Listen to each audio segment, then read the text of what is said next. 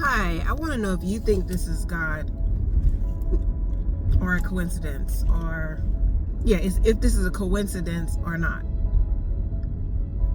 So I'm in a grocery store, Walmart, and I'm getting all the groceries on my list. Okay, I have a lot, not a terrible, but I have quite a bit of a grocery list, and neither recipe or neither ingredients for the thought of banana pudding or cheesecake are on my list, because I wasn't planning on making it. But while I'm in the store, suddenly, and I'm sure it has happened to you before, when you're in the store, you're hungry, you just shop and you try to get everything that you could think of that's snackable, whatever. But in this case, I just haven't baked in so long that I had a thought that I should bake a cheesecake.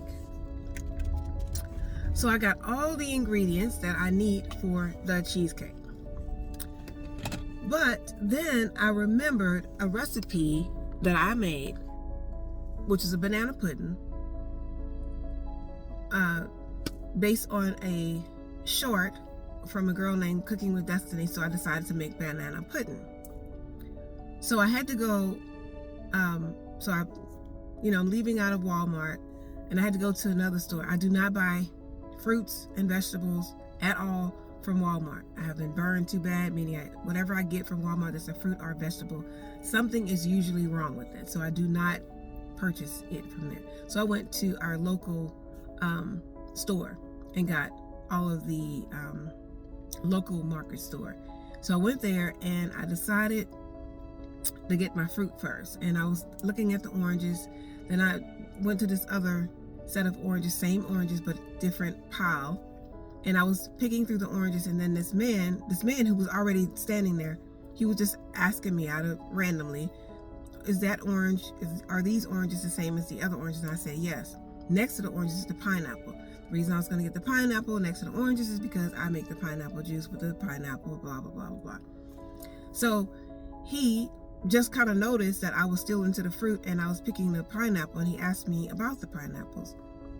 Long story short, the guy just started talking randomly about cheesecake. He said that he really loved cheesecake, and he was kind of complaining about the cheesecake at the store, that you buy one slice of cheesecake and it says it's for two, but it's really for one person, and it's a lot. It costs like $5.99 or more. And then he started talking about, his experience with cheesecake and how much he loved cheesecake and how he haven't had a cheesecake in a long time, and that he's 82 years old. And he asked me, do I know how to make cheesecake? And I said, yes, I know how to make cheesecake.